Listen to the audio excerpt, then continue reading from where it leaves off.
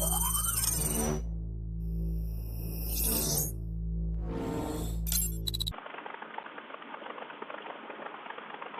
Morning everyone.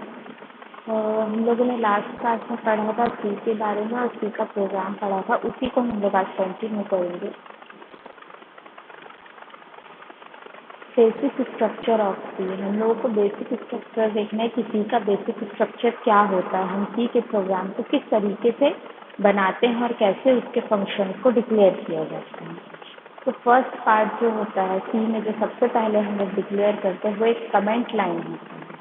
तो सबसे पहले हम एक कमेंट लाइन डिक्लेयर करते हैं लाइक दिस। यहाँ पे जो लिखा हुआ है फर्स्ट सी प्रोग्राम, तो ये क्या है, एक प्रकार का कमेंट लाइन है। तो ये डिक्लेरेशन सेक्शन कहलाता है। फिर आता है आपका लिंक सेक्शन, जिसमें आप हेडर फाइल्स को डिक्लेयर करते हैं। आपकी जो यहाँ पर include.stdio.h और include.curio.h जो है वो आपकी एक स्टैंडर्ड हेडर फाइल कहलाती है। तो ये आपके कंपाइलर को एक निर्देश देती है, एक इंस्ट्रक्शन देती है कि हमें फंक्शन से किस प्रकार से लिंक बनाना है। तो ये हेडर फाइल के थ्रू होता है। फिर नेक्स्ट होता है आपका डेफिनेशन सेक्शन। डेफिनेशन सेक्शन जो होता है वो आपका एक सिंबॉलिक कांस्टेंट होता है। जैसे मैं इंट को डिक्लेयर करती हूँ तो वो क्या है, एक डेफिनेशन सेक्शन के अंदर आ जाता है। जैसे इंट 38 या P238, इंट P34, अगर मैं ऐसा कुछ डिक्लेयर करना चाहती हूँ तो वो मेरा डेफिनेशन सेक्शन के अंदर आ जाता है, वो जो कि एक कांस्टेंट होता है, एक स्थिरांक होता है। कांस्टेंट की वैल्यू जो होती है वो पूरे प्रोग्राम में एक पर्टिकुलर एक स्टैटिक वैल्यू होती है जो कि कभी चेंज नहीं होती है, इसीलिए उसे कांस्टेंट कहा जाता है। उसके वैल्यू और उसके मानों को हम कभी भी चेंज नहीं कर सकते हैं, और जो वैल्यू हमने यहाँ डेफिनेशन सेक्शन यानी कि कांस्टेंट की जो भी वैल्यू हमने यहाँ इस प्रोग्राम में दी है वो वैल्यू आपके कंप्यूटर की मेमोरी में स्टोर होगी, और जो भी अपरिवर्तनीय है, मतलब वो परिवर्तित नहीं हो सकती है, वो कांस्टेंट रहेगी, स्थिर रहेगी, इसलिए उसे कांस्टेंट या स्थिरांक कहा जाता है।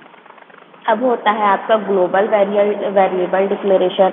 ग्लोबल वेरिएबल जो होते हैं, जैसे कि सी में बहुत सारे वेरिएबल्स होते हैं। अब हमको हर एक जो टर्म होता है वो किसी न किसी फंक्शन से मर्ज होता है, बोलना चाहिए ऐड होता है।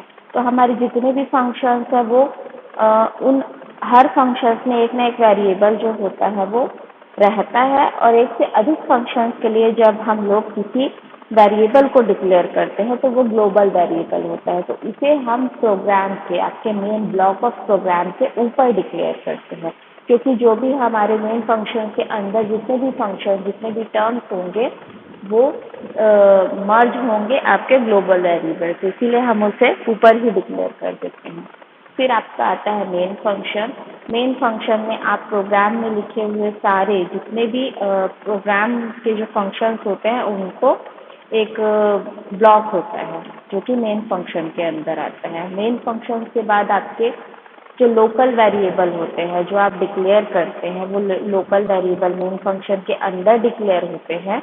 पर्टिकुलर मेन फंक्शन के अंदर आप किसी फंक्शन को डिक्लेयर करते हो तो वो जो वेरिएबल्स होते हैं वो आपके लोकल वेरिएबल्स कहलाते हैं।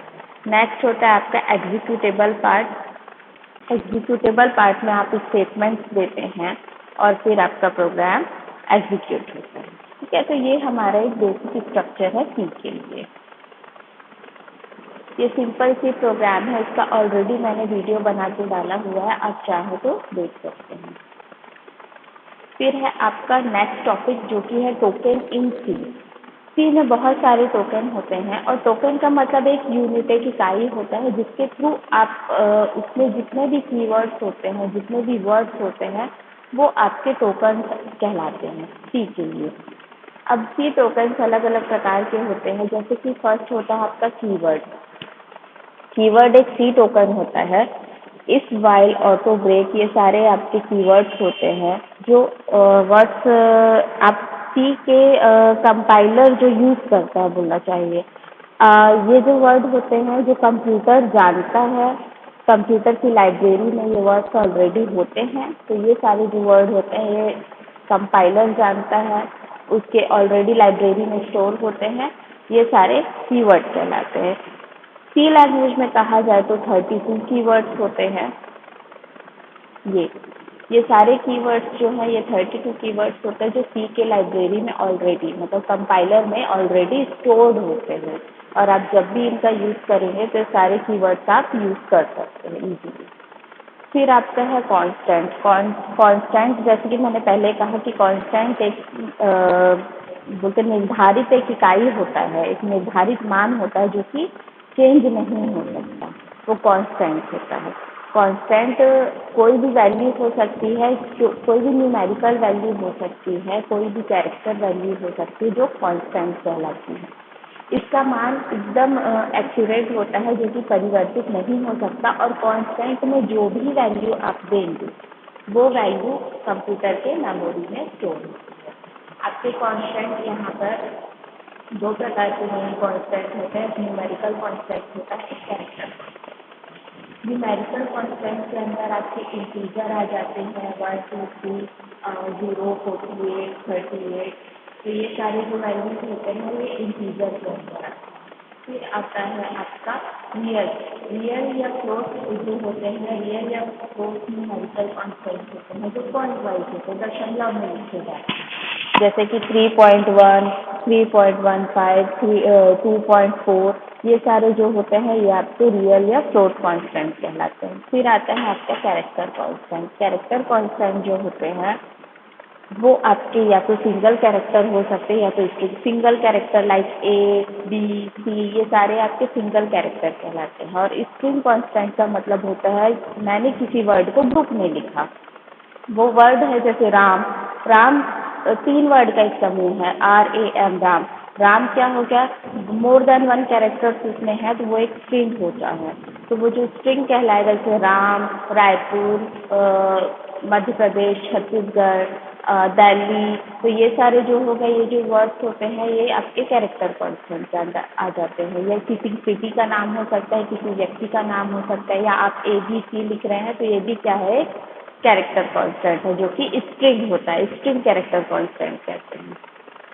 उसके अलावा है आपका थर्ड होता है आपके आइडेंटिफायर्स। आइडेंटिफायर्स होते हैं जो आइडेंटिफाई करते हैं आपके जो भी आप वैल्यू दे रहे हैं या जो भी आप नाम दे रहे हैं, जैसे कि आपने सम, एवरेज, कैलकुलेटर, ये सारे आपके आइडेंटिफायर्स हो गए। इसकी जगह अगर आप मल्टीप्लाई लिखे MUL तो ये भी क्या है, एक आइडेंटिफायर है, वो वर्ड्स को आइडेंटिफाई करता है कि आपने क्या लिखा है। उसी प्रकार से यहाँ पे एक चीज़ और है, जैसे मैंने लिखा फॉर, FOR जो है वो फॉर है। अगर आप इसे कैपिटल में FOR लिखते हैं तो वो फॉर अलग होगा, अगर आप उसी को स्मॉल लेटर में लोअर केस में अगर FOR फॉर लिखेंगे तो वो भी अलग होगा। तो आइडेंटिफायर जो दो वैल्यूज होती हैं उसको क्या करता है, अलग अलग डिनोट करता है, वो उसे सेम नहीं रखता है, वो दोनों फॉर जो है वो डिफरेंट होंगे यहाँ पर, तो वो दोनों फॉर को अलग अलग तरीके से आइडेंटिफाई करेगा। फिर नेक्स्ट आता है आपका स्ट्रिंग्स। स्ट्रिंग्स भी क्या है यहाँ पे, स्ट्रिंग्स लिटरल जो होते हैं ये ABC, जैसे कि अभी हम लोग ने ऑलरेडी कांस्टेंट में पढ़ा है, तो स्ट्रिंग जो होते हैं वो भी टोकन्स होते हैं, जैसे ABC, A राम, तो ये सारे वर्ड्स जो हो गए ये स्ट्रिंग के अंदर आते हैं, क्योंकि ये क्या है, सिंगल वर्ड नहीं है, ये मोर देन 1 वर्ड का समूह, मोर देन 1 लेटर का एक समूह होता है, इसीलिए आप इसे स्ट्रिंग कहते हैं। फिर होते हैं operator, plus, minus, into, divide, percentage, ये सारे आपके ऑपरेटर्स होते हैं जिसके थ्रू आप अपने सी प्रोग्राम को ऑपरेट करते हैं, आप इन ऑपरेटर्स की सहायता से।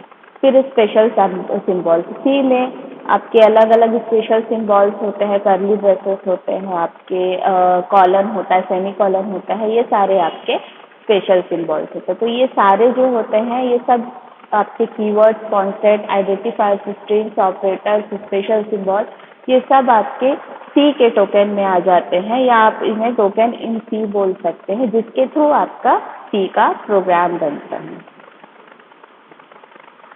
Thank you.